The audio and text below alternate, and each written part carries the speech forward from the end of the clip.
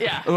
Let's get into kind of the implications for both teams a little bit later. I do want to spin it ahead. I mean, tomorrow's the first CFP rankings. So let's start there and kind of what this means in terms of globally, the big picture. That's our big story. Michigan State did rally from 16 down in the third quarter. They topped their arch rivals 37-33. So the Spartans stay perfect. They are 8-0 on the season. Ohio State also took care of business, but a bit underwhelming, frankly. They beat Penn State at home by just 9 points. They're 7-1, the lone loss, of course, being at home to Oregon. So here's the AP top 10, and again, this is often different from the college football playoff rankings, but I think we can all agree number one will be the same. Georgia's the clear-cut number one. Top four all the same in the AP as they were last week. Now, the Spartans move up 3 spots with their win. They leapfrogged the Buckeyes in the process. Ohio State moved down a notch. You see the rest of the Big Ten. Michigan is now 9th, Iowa down to 19th after a second straight loss, and Penn State's 22nd. To me, you're down to 3 Big Ten teams with a shot here, Howard, of making the CFP. Clearly, Michigan State and Ohio State. I still think Michigan, if they run the table, there's no doubt that they would get into the CFP. So they're still in this thing. There's still opportunities there, particularly when you talk about the teams at the East that a lot of people are talking about that are ranked so high right now.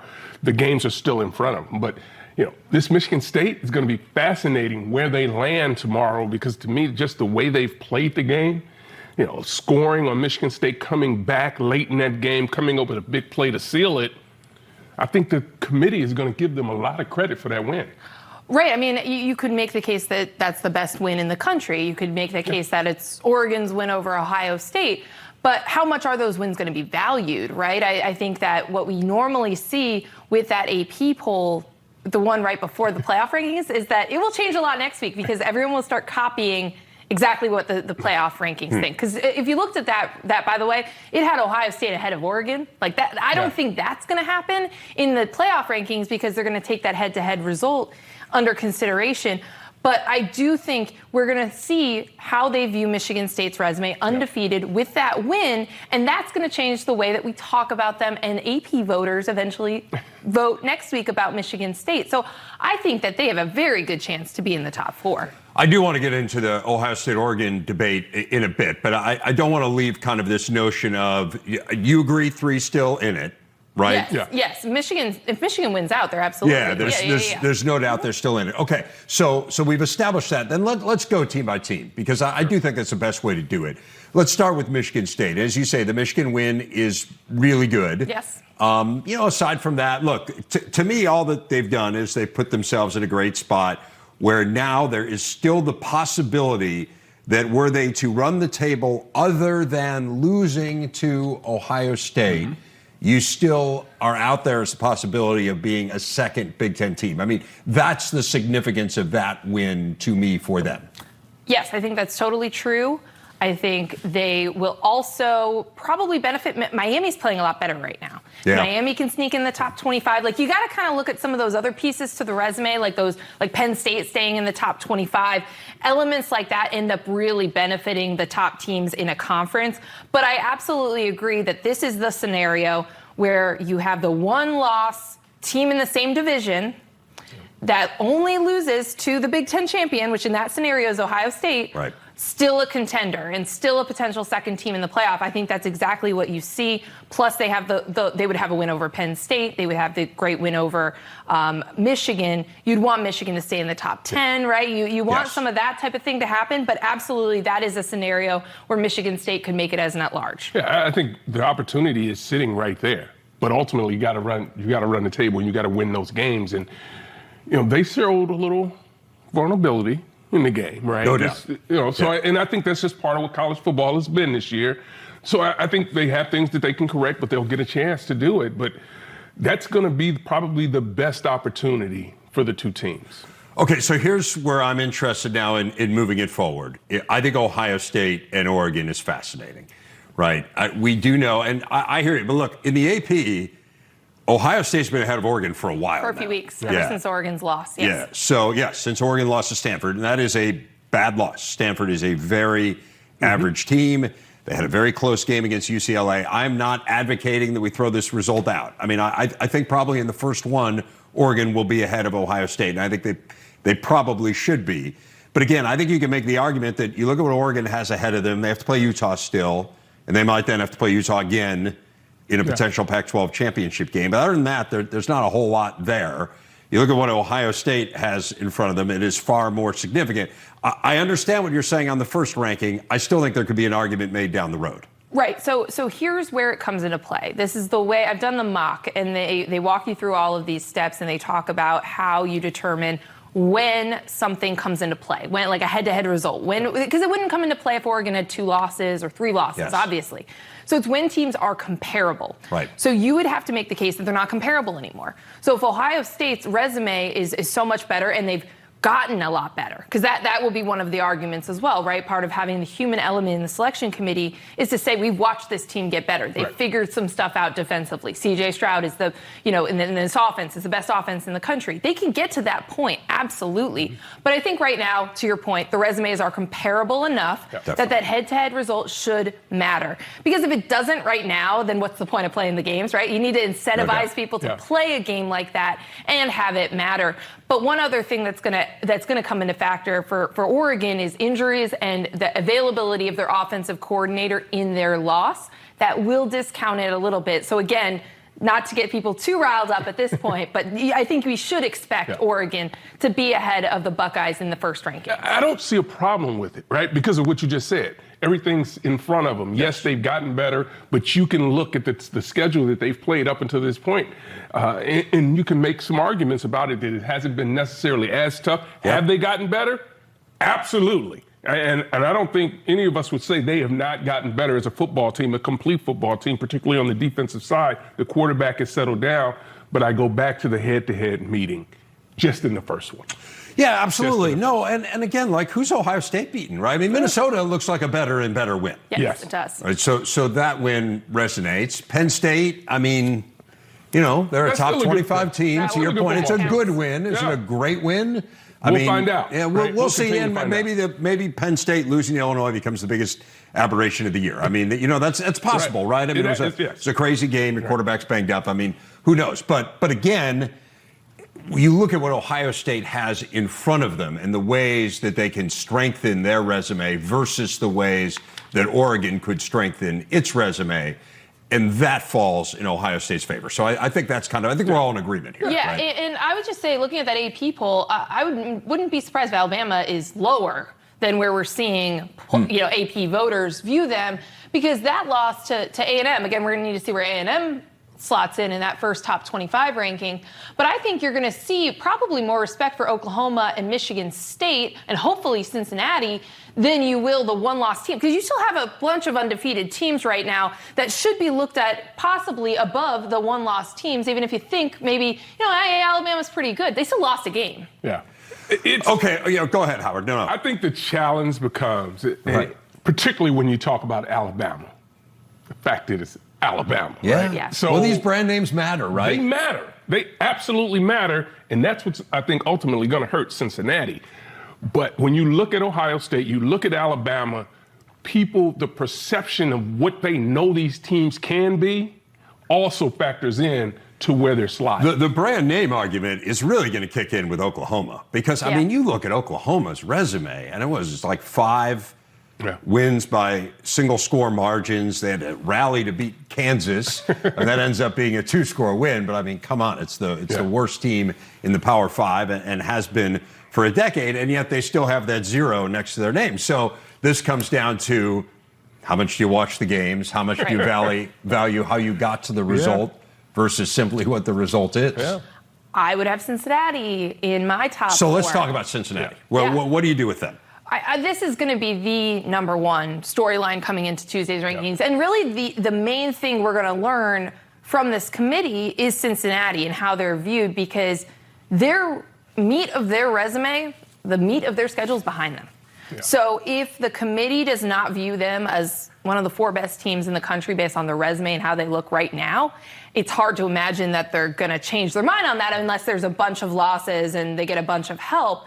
So I'm preemptively upset. Like, I know I'm going to be upset. I'm going to be upset when Cincinnati does not get in the top 4, because The highest a group of 5 team has ever been ranked was last year, and it was Cincinnati at 7. And then they started dropping them, and they weren't even playing. They were having COVID cancellations, and they got dinged for that. And it was almost like the committee realized, oh, we didn't put enough of a buffer between the teams we want to put in the playoff and Cincinnati, and we're worried that teams will lose and we're going to have to do it. So I'm worried about that, creating an artificial buffer just because they don't want to put Cincinnati in the top 4. I'm worried about that because they have 2 wins over the Power 5 teams that they had on their schedule on the road. One of them is a top 10 Notre Dame. Dominated. Yes, and it should have. The margin should have been greater. So if you watch that game, really good defense, one of the best defenses in the country. I just feel like they're going to get dinged, and they're going to be held out. They're going to say the strength of schedule isn't the same.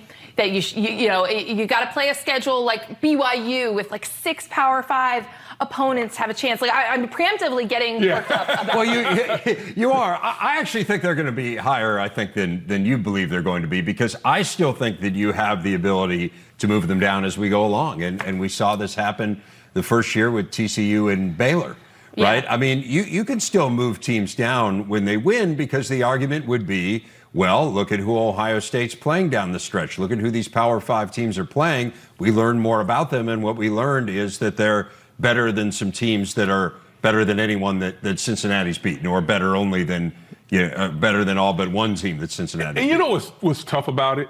What's tough about it ultimately is they could come in and be number 2. The committee could put them at number 2, and it just seems like it's sympathetic, right? Because we don't know what to do with you because of your schedule. Right. It's like, well, we can put you in here and put you in this spot, but we know they're going to start sliding. And that would be unfortunate. But that's the game we're playing. That's the schedule that they have left. It is going to be fascinating. They are the most interesting test case that we've ever had. Just because, I mean, you go into South Bend and you beat Notre Dame in the way they beat Notre Dame. And Notre Dame has helped them immensely. Obviously, Indiana has not helped them at all. And that game turned on one play, as you recall, the Micah McFadden targeting that changed that entire game. I mean, Indiana was in control of that game. So I don't know. They're going to be fascinating. Well, go ahead. This is what I kind of love about this stuff. It creates strange bedfellows. You're saying, like, Notre Dame is helping them, right? So now anyone who is rooting for a group of 5 team to make the college football playoff is rooting for Notre Dame now to win out.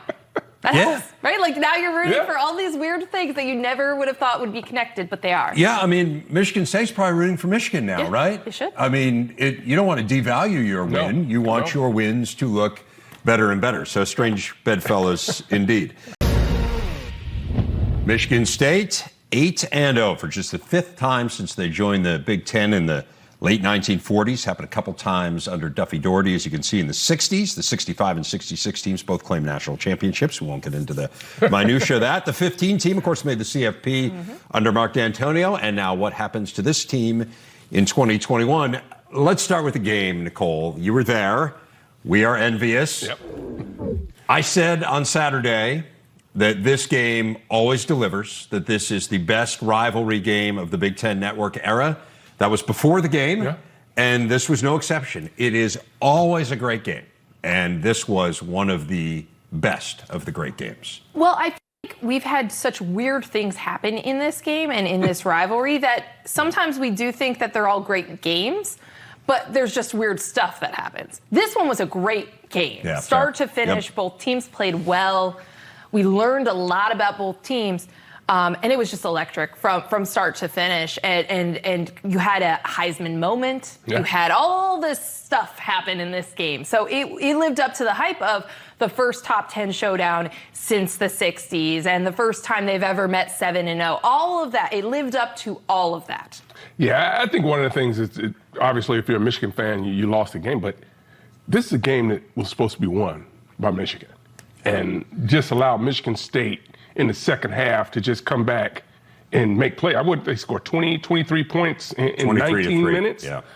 19 minutes. I mean, that's a tough situation to be in, but this is a Michigan team that's got to be reeling from this, because it looks like they found their next great receiver, right? They found a passing game, and they were able to make plays. They just couldn't finish. Let's focus in on the Spartans here. What did you learn about Michigan State? Well, I think we learned that they can win this type of game. I mean, Mel Tucker afterwards said that he never felt like they were out of it. He never felt like, they weren't the better team, that the other team was bigger, faster, stronger, basically. And you could see that. I mean, it was 30-14. And it felt like it should have been a bigger lead for Michigan. But Michigan State just kept clawing away. And Kenneth Walker, I thought, was remarkable because of how effective they were at stopping him early and frustrating him. And he just figured out ways to create for himself. And they eventually were like, all right, this is our guy. We're just going to ride him until we get to that point. But they also made stops towards the end. Again, we talk about that 3 points that they held Michigan's offense to down the stretch. But I just think it was not counting themselves out of that type of game. I think you learn a lot about, when teams talk about like the way that you learn to win and different things like that. They just never felt like they were out of it. And it didn't feel that way watching it either. Mel Tucker is so calm and cool and collected. Like afterwards, it was just remarkable about how chill he was about that game. And you could tell that type of, they talk about the neutral thinking, but you could tell that was the case on the sideline, even though they were down by 2 scores. Yeah, I think one of the things we learned about this Michigan State team is obviously the toughness, right? And the fight that they have. No doubt. But I think the other thing that's interesting is that I'm sure behind the scenes through practice, in meetings, Coach Tucker has been telling these guys, I believe in you. We're a tough team. We do this, this, and this. And then for you to go for it on 4th down a couple times and convert. Yes. And they weren't easy ones. And there were plays out there that they made that it was like, how did they pull this off? I mean, the guts and the risk to call certain plays to make big time plays in them. And their playmakers stepped up. And I think when you start talking about going on a championship run, that's what you need your star players have to do. Reed has really not been heard from in a couple of weeks, right? And all of a sudden now he's back into the game plan. Not that he was out of it because teams were focusing on him, but he stepped up and made plays. It's interesting, Howard, and you always talk about the affordable plays, right? And there are 5 plays that kind of go one way or the other. What's remarkable about this game, and I think you basically said this on Saturday as we were discussing it, is it seemed like every single one of those went Michigan State's way. I mean, their back was up against the wall so many times. And to kind of get to Mel Tucker and his message, there was a quote that really stuck with me where he said in the postgame, "We believe in our process. We're not experimenting with anything." Right? And so you have sold your guys, hey, I know what I'm doing here. And so you follow me and we'll get it done. But to your point, I mean, every single time they need to make a play, they made a play. Well, and so that's when on a 4th down play call, it's not an experiment. Right? They know they can do it. They know that they can make it work. And it doesn't feel like, we're just throwing anything. We're frantic. We don't know what to do. They're like, we're going to make this happen. And that stuff changes the game, too. When you convert on a 4th down and you have a big play and they're so explosive, right? Like that just changes the game and is so demoralizing for the Michigan defense. It's really remarkable to, what they were able to do. It really is. And that's why, to me, I stay so into just the psychology of what's being said by coaches and how they respond, because it's so real. And you could see it when you watch this team each and every week.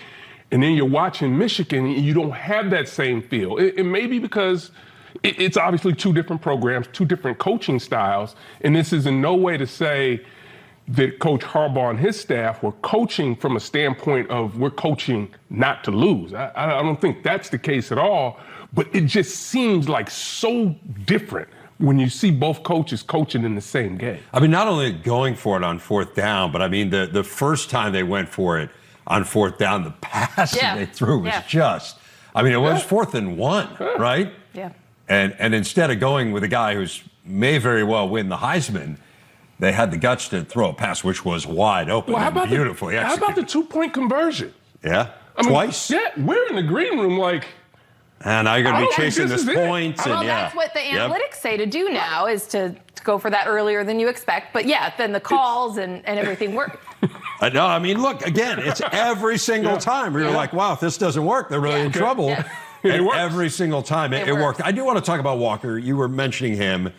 And again, none of this happens in a vacuum, and we'll see what happens down the stretch. But I certainly think to Gus Johnson's point, I certainly think he solidified a trip to New York, barring something crazy here. It's just remarkable how he's transformed this team. And I brought up this stat on the final drive on Saturday. I'll bring it up again. He now has 13 carries of 20 yards or longer.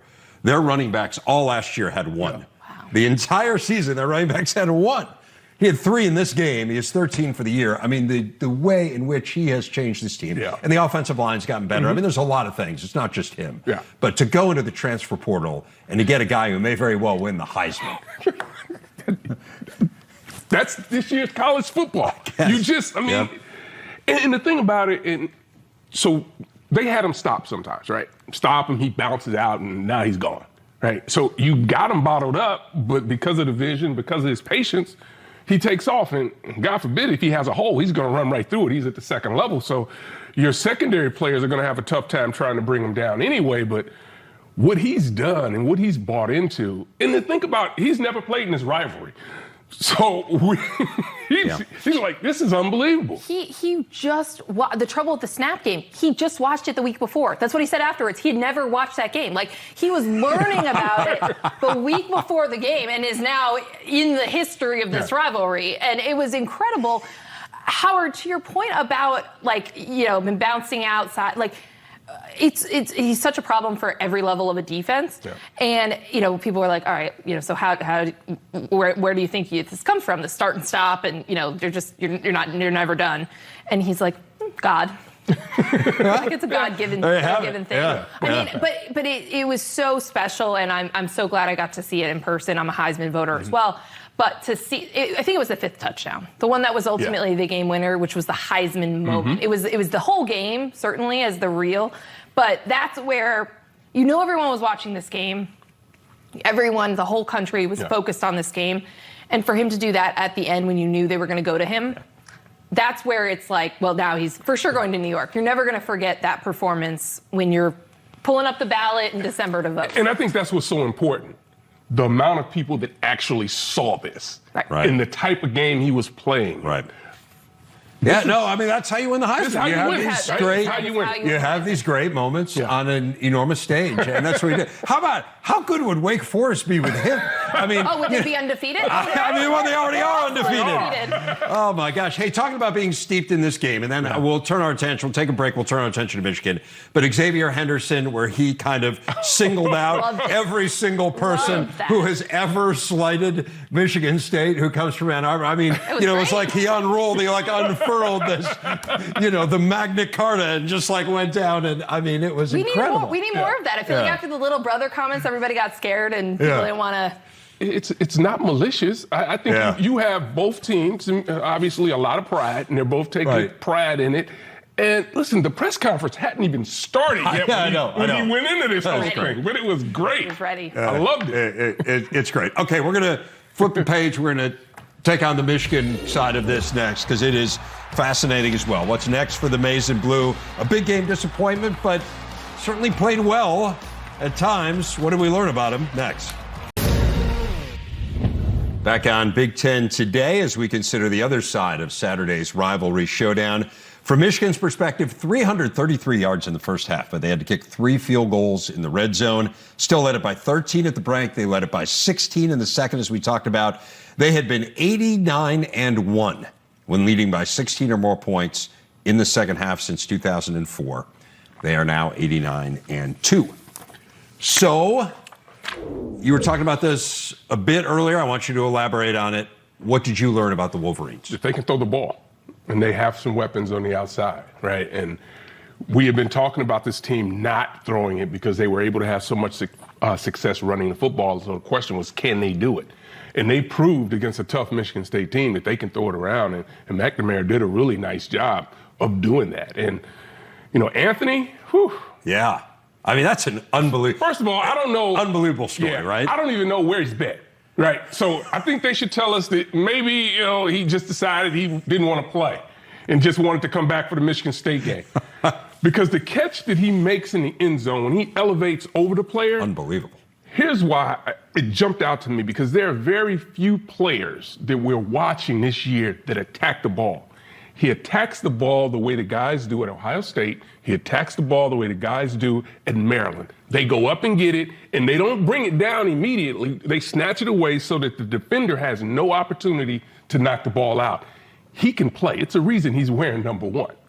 There is a reason. Yeah, you think about all the great wide receivers through the years wearing that number 1 jersey. I thought, too. Yep. He's wearing the right number. I said, but it was, I'm telling you. Incredible story. Yeah. I mean, for a kid who's from East Lansing to have not caught a pass all year, and then it's the second longest Maybe play that in was the history. game plan. He almost had like another 2 touchdowns in that game, too. They were clearly targeting him, and they clearly think he's the guy that they want to go to, and the tight ends and all of that. Yeah. But I'm with you totally. Cade McNamara played really, really well. It was clearly his best game of the year, and the passing game was good. Mm-hmm. This is something we have wondered if they could win a game with the passing game.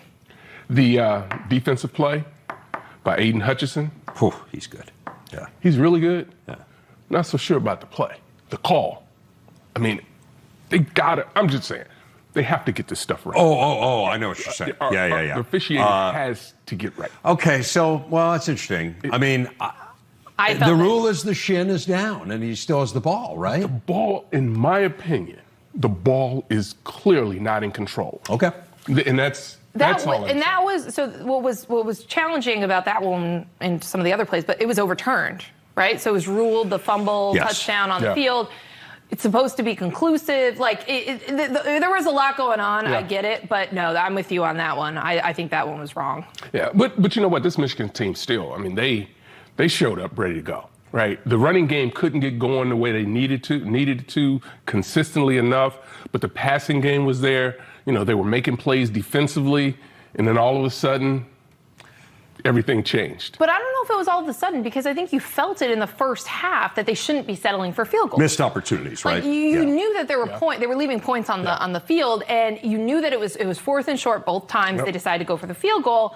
And we're talking about Mel Tucker and the aggressiveness, going for the win, all those things. I mean, Michigan could have done that, and it didn't, you know, they could have had a bigger lead. It felt like they were in control of the game more than the score indicated from the beginning because of those field goals. 6 trips to the red zone.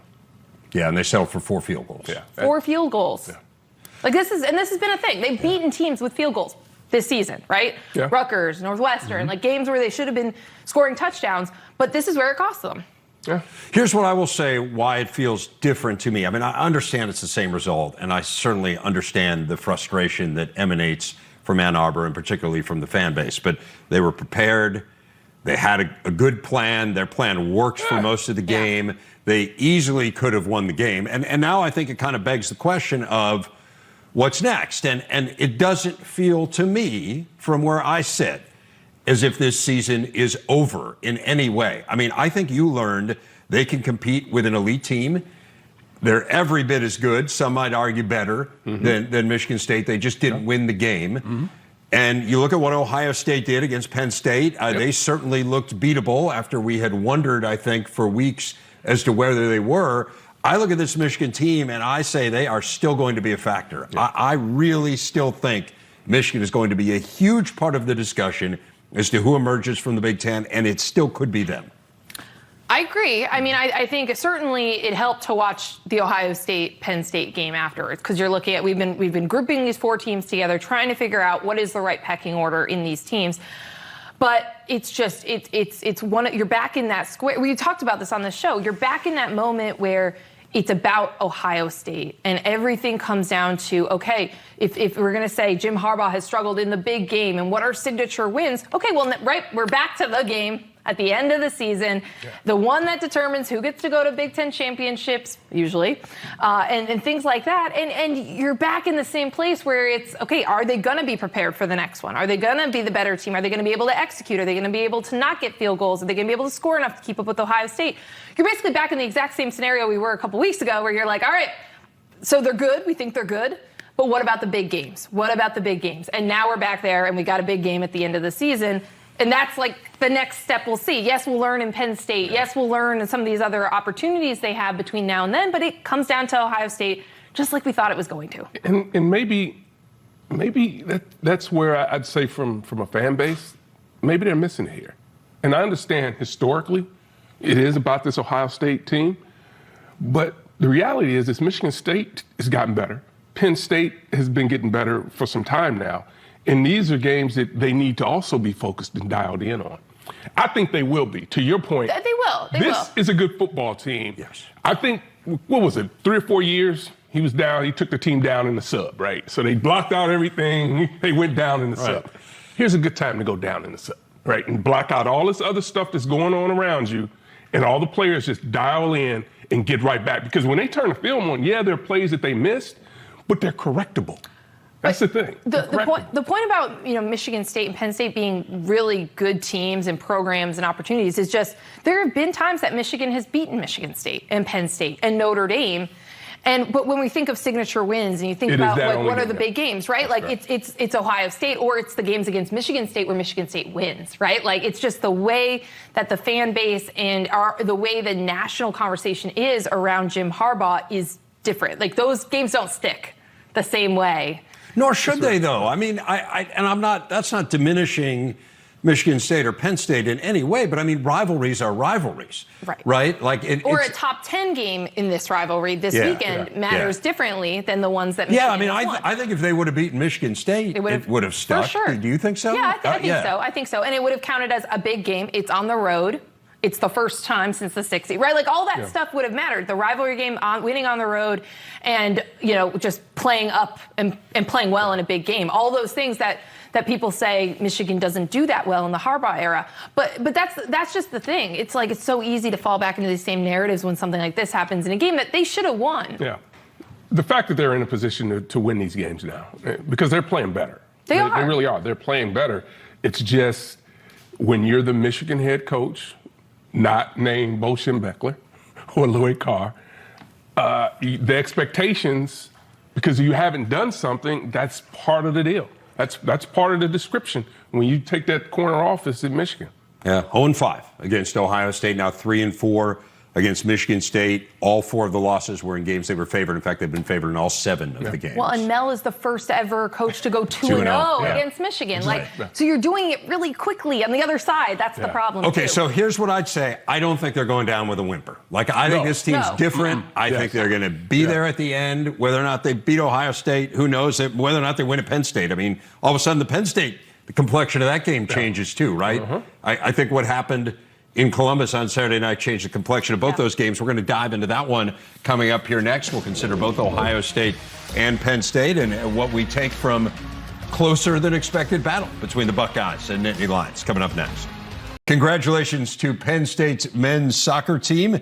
The Nittany Lions earned the outright Big Ten title, blanking Wisconsin 2-0 yesterday. They're the number 1 seed in the conference tournament, which starts Sunday at campus sites. The title game will be November 14th at the home of the highest remaining seed. Speaking of Penn State, their football team falling to Ohio State 33-24. Said before the break, I want to kind of dive into each one of these teams and what we think of them coming out of that game and whether maybe it changed our perceptions in any way. Let's start with Ohio State. Well, I think you look at Ohio State, this was probably one of their toughest defenses they've had to face. They really took the run away outside of the one big run that was made by Henderson. So Ohio State still has things they have to work on to get better, but I think it was more of a product of what Penn State was able to do to them, not necessarily what Ohio State couldn't get done. So that was really really good football teams. Yeah, I thought the game was great, and it was certainly jarring to think about what Penn State struggled to do a week before against Illinois, because clearly they have these pieces. But I think what jumped out, in terms of Ohio State, we talk about, just the razor-thin margins, right? And how we evaluate them at such a high level and criticize them because we think they're a playoff caliber team. And so what jumped out to me was third downs. Penn State converted 11 of 18 on third down, and Ohio State struggled in the red zone, right? And we were just talking about that with Michigan. So those are the two things that spoke to me, where we've been saying, all right, where are we looking at Ohio State's growth since the Oregon game? And then you see some of the same issues and trends as in the Oregon game. But again, we knew that they were going to have to wait until they got to better and tougher competition like Penn State to start to work through some of this stuff. And I think part of it is this is really for the first time in quite a while since before the bye that we saw Stroud under some pressure. Right, and maybe not delivering the ball the way he needed to. Maybe the communication being off with him and the wide receivers at certain points. So again, these are opportunities that they can go back and look at the film and get better. But I think they just have to continue to find that next edge that they have to find. But again, I go back to it. I think this is a really good Penn State defense. And they won the game. I mean, the game, Penn State was pushing, but it didn't feel like Ohio State was out of control of the game at any point. Right? No, I would agree with you. I mean, it was evident that Ohio State, barring something really crazy happening down the stretch, was going to figure out a way to win the game. But I do think it speaks to this notion. And again, you have to frame everything in the perspective of everyone else, of Michigan and Michigan State and kind of how this thing's going to go at the end. There was a sense, I think, for a while of maybe Ohio State was just flat out unstoppable on offense, right? Yes. We had that stat last week where the last 156 snaps with Stroud, they'd scored 150 points. It was just like, come on. I mean, is anyone going to be able to stop them? The answer is yes. And Penn State stopped them and made them kick field goals in the red zone and all of those things, right, which we just hadn't seen anyone do in a while. And so do we think Ohio State's good? Do I think they are? I won't speak for you two. Yeah. I think they're really, really, really good. Do I think they're unbeatable by one of these other power teams in the Big Ten, Michigan or Michigan State specifically? I don't. Right. I think that's totally fair, and especially we talked about Penn State's offensive line issues, and then they're struggling to run the ball. Like there's a lot where if you're a Michigan State fan, you're gonna be like, all right, like we can hang with these guys too. We can do these things. If you're especially Michigan, you're like, our defense can do things and stop, pretty much bottle up the run game, right? Like we can put pressure on C.J. Stroud. I mean, I think you can absolutely take those takeaways out of that game. Again, we've been waiting for them to play a good team and learn these things. And I think the other thing, and you mentioned it when you mentioned Illinois, that still was sitting there in our heads like, are you kidding me? How could it not? Are you kidding me? Yes. This is the same team, right? Yeah. And we know how good the guys running around with the gray helmets are. We know how good they are. So it's a little bit of a head scratch, and I think that's one of the things we're sitting there like, well, what's wrong with them? What's wrong? And this is Penn State, but it's because they stepped up to the level of the competition in this game. Yeah, and Illinois ran the ball down Penn State's throats, and as you said, Ohio State and TreVeyon Henderson broke one really long one, but other than that, he was bottled up to a large extent. To the point where you can be happy about what you were able to do with him. They're going to still get yards, but you would be happy to know, you would have taken that before the game if you're Penn State, especially after what you'd seen the week before. What about Penn State? I mean, I think the flip side is, I know that after watching that game against Illinois, and again, this isn't to diminish Illinois in any way, but it's just kind of you're being realistic that, man, they really can't run the ball, and they still can't run the ball, by the way. I mean, that's a problem. But then you thought, wow, Clifford really looks banged up, and they can't stop the run at all, against Illinois. And what are they going to do when TreVeyon Henderson is staring them down? They're staring down the barrel of that gun, and yet here we were. Penn State played really well. And so now all of a sudden you think about them in the context of Michigan and Michigan State and having something to say about how all this plays out. Yeah, and that's what, again, how are we going to look back on that Penn State-Illinois game? I mean, like we always have those games on the calendar and the results that are going to be the head scratchers. And clearly, that was more of the aberration than what we just saw. I mean, we knew that Penn State had a great defense. We knew that they could do this sort of thing, but we just didn't see it in that game at all. And so I think you've got to take a lot to like. Sean Clifford obviously looked great and looked healthier, but it's such a bizarre season for Penn State because obviously you lose Clifford in the Iowa game, which Iowa's fallen off now too. So you look back on that. And we're essentially in the same place where we thought that Penn State was going to challenge the teams in the East. Right. We didn't necessarily think they'd have the two losses the way that they did on their schedule before they got into the meat of their schedule, but they are going to be in these games against the Michigan schools and Ohio State. We knew that those games, or that cluster of games, was going to decide this thing, but they're going to be great games, I think. If we get the Penn State that we saw on Saturday, they're going to be terrific matchups. Yeah, going into this game, my concern was the interior of Penn State's defensive line, not having Mustipher there. But they raised their level of play as a whole defensive line unit. Those linebackers were outstanding. I've been raving about Joey Porter Jr. since I laid eyes on him this year and just the length and his ability to compete. And I thought this was going to be a great opportunity for him to have some great matchups, and they were some great matchups. You lose some, you win some, but he made himself a lot of money in this game because he can run. How often did we think about Chris Olave in this game? Yeah. Yeah. Well, he's thought about a lot in the green room because there was a a contest on our tailgate show. And, Okay, well, outside of you guys, how much of a factor? I mean, he wasn't taking over the game. No. We're going to turn our attention to that big showdown in the West, which turned into a big beatdown in the West. So are the Badgers the best on that side, or is it Minnesota? We'll talk about it next. Big Ten tailgate coming your way Saturday from Minnesota. Andy Sabo, Brock Vereen, Anthony Herron on campus. Homecoming for Brock Vereen, by the way. Howard, Coach DiNardo, Joshua Perry, and I will be here in studio getting you set for another big day in the conference. Tailgate presented by Land Rover, 10 a.m. Eastern Time. And when that crew shows up, they will be on the campus of the Big Ten West leaders. Minnesota on top at 4-1, in control of its own destiny, as is Wisconsin. Badgers, of course, dismantled Iowa, so they have the head-to-head over the Hawks and Purdue. Badgers and Gophers, regular season finale in Minneapolis. There we go. Interesting. Let's start with the Wisconsin-Iowa game. Interested in takeaways on both, starting with the Badgers. Well, I think you look at the Badgers, you look at them offensively, they started to do some things in the passing game, which was impressive because we hadn't seen that done. I think they still have room to grow. But what's consistent with them is that defense, and they are unbelievable. It doesn't matter who they line up out there. They get after their opponents. Yeah, I mean, I think statistically in certain categories, they're the second best defense in the country behind Georgia, and Georgia's, kind of it's like fake, some of those numbers. I don't know how they do that. But Iowa has to do something different with this offense. We've talked about it so many times on this in this show. But they got to overhaul it. They got to fix it. They got to do something. You got to find something that's going to work to win games in the Big Ten. Last two games, they have had 60 carries for 100 yards. That's crazy. That's crazy. How? I don't know. They're playing Northwestern this week, and Northwestern's run defense leaves a little bit to be desired. Just a little bit. They might be able to run the ball. But no, I'm with you. I mean, Iowa, there's an issue there. Look, Wisconsin's defense is absurd. I mean, by some measures, look, I'm not making any argument that Georgia isn't the best defense in the country, but Wisconsin is number one in the country in total defense, and they're number one in rushing defense right now. I mean, they are incredibly good. Phenomenal. Yeah, incredibly good. But Iowa is going to figure out a way to win games. Yeah. You can't have your offense be the limiting factor all the time like this. No, last in the Big Ten in total offense, so the second worst in Power 5. They're averaging 2.9 yards per carry. It's not going to get it. No, it is certainly not.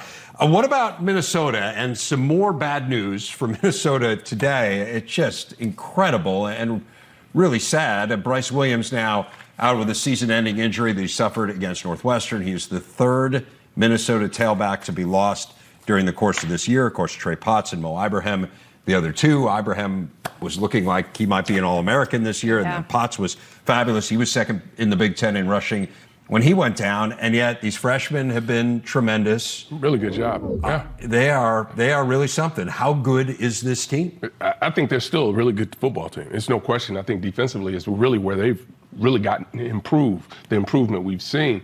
But I think we don't really talk about this massive offensive line that's played a lot of games. A couple of those guys were starters as freshmen and played a lot as freshmen. And now all of a sudden they're getting to their fourth year and they're playing really well. Well, and that's part of the reason they've been plugging these running backs in, and they've still been able to move the ball well. And so, you got to think that they're going to still be able to do that, even though they've had 3 season-ending injuries to running backs. Just remarkable. And to bounce back from that Bowling Green game, which obviously was non-conference, and to do what they've been doing, really impressive. And you kind of want to go with the Gophers based on all that veteran experience on the offensive side of the ball. You got to think, hey, maybe this is the team that's going to win the West. It's been a weird year. Why not? And if Tanner Morgan gets hot, which we all know he can. Yep. When he gets hot, and maybe it's just going to be down the line when it happens, this is a tough team. I love their schedule, too. I mean, so they have Illinois and Indiana still on the schedule. I mean, you don't assume anything this year in the Big Ten, but they're certainly winnable games. But then if you think about it, they go to Iowa. They could lose that game to Iowa, and if they beat Wisconsin, it doesn't matter. Right? Because they'd have the head-to-head against the Badgers. And remember, the Badgers already have 2 losses. And Minnesota would have 1. Now, of course, Iowa can run the table, and then you get in all kinds of crazy tiebreakers and whatnot. But I'm just saying, having that game in hand really helps them. Of the 3 of them, they got the offense, too. The other 2 would love to have Minnesota's offense. Yeah. So. For sure. And I think that's the issue. I'm Weather's getting ready to change as well. Can you run the ball when you want to run the ball? Man, well, 2 of them with your 5th string guy.